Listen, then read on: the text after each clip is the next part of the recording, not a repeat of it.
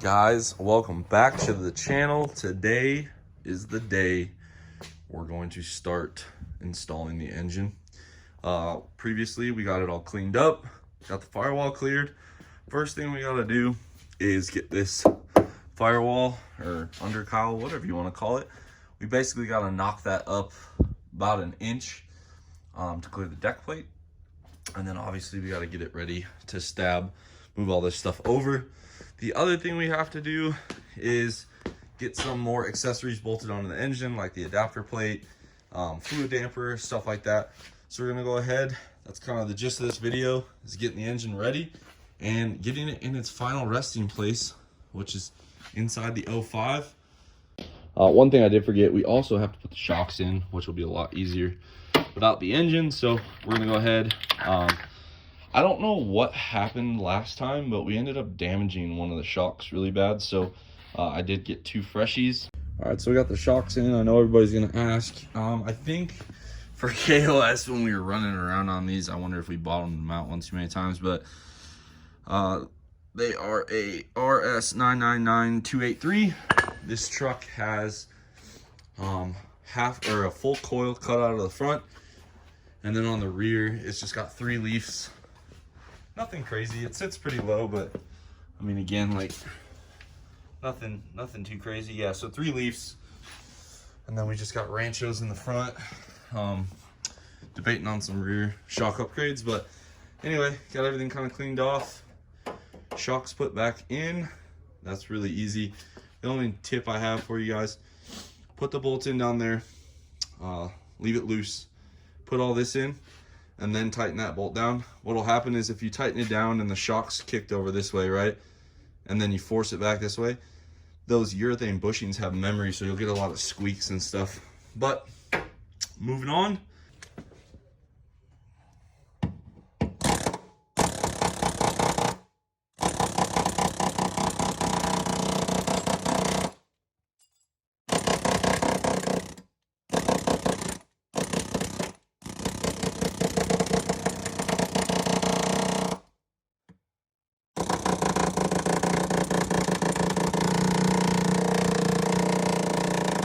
All right, so the air hammer wasn't quite doing it, so we decided to get the cutoff wheel.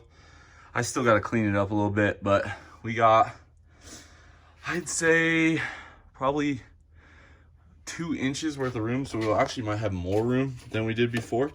And then the nice part, we'll drill a hole in this harness, stab that plug up there, and the plastic trim will cover it, which will make it nice. It'll kind of look somewhat stock. I mean, obviously there's a gaping hole here, but when that plastic bezel's down, you won't be able to see it. So we're gonna go ahead and get this all ground down. I left this portion because it adds some support for the wiper. Oh, guess I didn't. Well, we'll cut that off. Oh well. All right, so now we got it all ground. It looks not straight because it is. But the good news is no sharp edges, nothing to grab our fingers. And I just measured it. We gained about 2.5 inches of clearance. So that is gonna make everything easier. So we went up an inch with the deck plate, right? And we gained 2.5, which means we have another 1.5 inches of clearance. And that's just for the wiper support. When you go up, there's even more room. So I think this is definitely the right move here. Some of the wiring and stuff we're gonna have to reroute. Not sure if I'm gonna drill it through like right here, or just make like a bracket that goes here. Haven't thought that one through yet. I'll probably do that once the truck's in, or sorry, once the engine's in. But moving right along, just a little whiz banger, and this air hammer here really made all the difference in the world. The nice part about an air hammer too is you can, like I air hammered through this here. It's a little less destructive than a grinder if there were wires back there. I couldn't really tell. If you guys are familiar, this is where your push rod hole goes, and that's now gone. So yeah, nice and hollow back there. I think the wipers will still work. So as I shown you guys before, this is the gear driven pump. This is the Exergy race pump. It is a 14 millimeter pump. Very nice piece. Looking forward to running it, seeing how she do. This billet part on the back is pretty cool. Never seen that, at least not like in person. Ship it all plugged up, which is nice. Wouldn't expect it any different, I guess, but still nice. We got our, let's see, feed, and I guess the return's gonna come out of there. Very interesting. Plumbed a little bit different.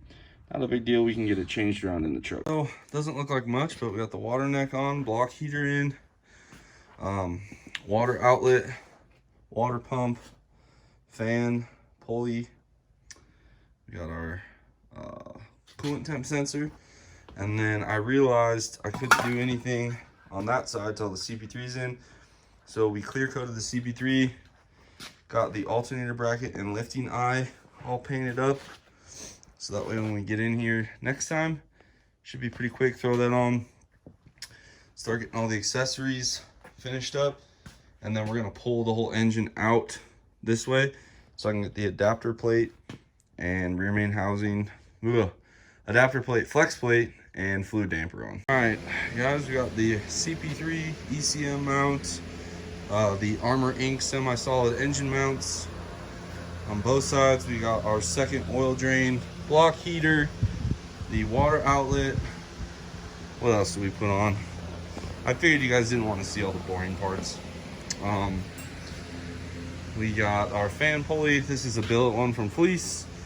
We have a new water pump, new 6.7 fluid damper with max power kit. I still got to put the power steering bracket on for sure, and obviously the adapter plate and flex plate, but she's going pretty decently. It was fun trying to get it off that crate. Wish I would have gotten that on video for you guys. Y'all probably would have gotten a good crack out of it, but there she is. Beautiful. Now, one thing that makes a common rail different than a 12 valve, 24 valve Bouquet is the exposed cam tunnel. As you can see on Meyer's truck, Meyer's dad's engine, there's actually a freeze plug that goes in there. On the common rails, they decided to put the seal on the adapter plate. So what I do, put a little RTV in there, push the square cut gasket in, which is what this old one looked like, and then I put a thin bead of RTV on there. It looks like a lot, but really it's kind of misleading. And pulled our dowels out of the block because we have these ones in the adapter plate. And now it's time to put the adapter plate on the engine over there. No real secret, get your adapter plate dowels lined up and then send them the bolts home with red Loctite. And then when I do the red Loctite, what I do is I put a couple of dabs under the head, like so, and then I go on the shank. You do not want these coming loose, so a little bit of extra goes a long way. All right, so we got the adapter plate and the flex plate. This is Phil at DPC's 12 bolt. Lots of red Loctite on those bolts. She's ready to go. Gonna put the starter on and a couple, the starter. We're also gonna put the oil pressure sensor and our data logger, oil pressure and oil temp in there, and our bracket for the harness right there. And then I think she's ready to go in, guys. So I'm gonna get it not knocked out. All right, so we got our diaper on. This has a foam mat in it. We threw it in the parts washer. One thing I don't like about this one, you gotta be really careful so it doesn't hit the damper. So that's how we route them. And then Meyer had this idea. We use TIG rod to make little hooks for it. So we got it as secure as we can get it. And now it's just time, literally.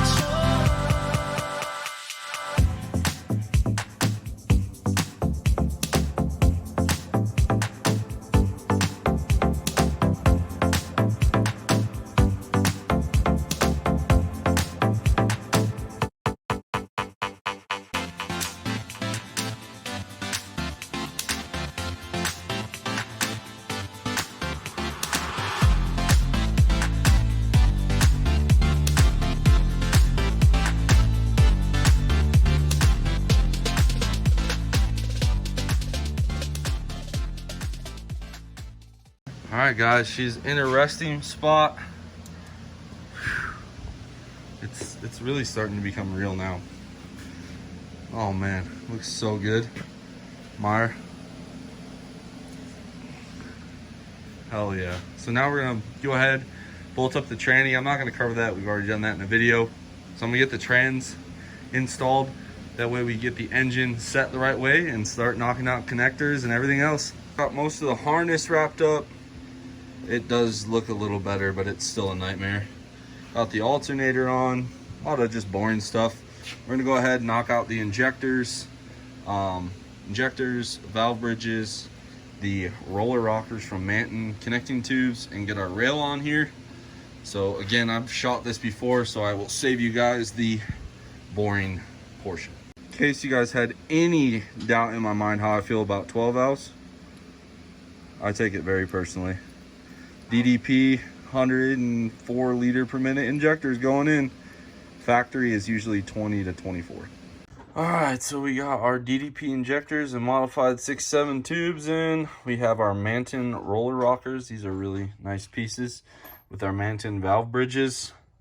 Again, I'll spare you guys the theatrics here. Pretty simple. Put all the rocker arms on, torque them down, set lash to 10 and 20, and we can button up under the valve cover. All right, so we ran into some technical difficulties with the Mantons. Not a big deal. We'll just send it with the stalkers for now. I'm sure Trevor will get it fixed for us.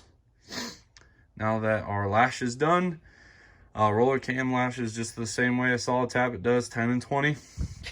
Now we're gonna go ahead and put the rocker box on, get our injector harness hooked up, and put our valve cover on. Well guys, we got the valve cover on, injectors in, rocker arms. Talk to Trevor. We're just gonna have to, we have the older style bridges, so we're just gonna have to grind them down a little bit. Not a big deal. We'll do that on the hot retorque. We'll just let these go for now. We're waiting on a few things, steed speed, some fuel plumbing stuff, but all in all, not bad. Hopefully you guys enjoyed this video. I tried to skip through the stuff that we've already covered, just no sense in doing it twice. But we got the engine in, which was the main goal. We got it all dressed up. I'm pretty excited that it's in here. I can't wait to hear it. The next video, maybe the 07 engine or this thing actually firing up. I will spare you the grimy details of doing the injection rail and all the other stuff. It's repetitive. We've covered it, very self-explanatory. Hopefully you guys like this video. Go ahead and drop a comment below. Subscribe to see what we got going on in the future. And as always guys, I'll catch you on the next one.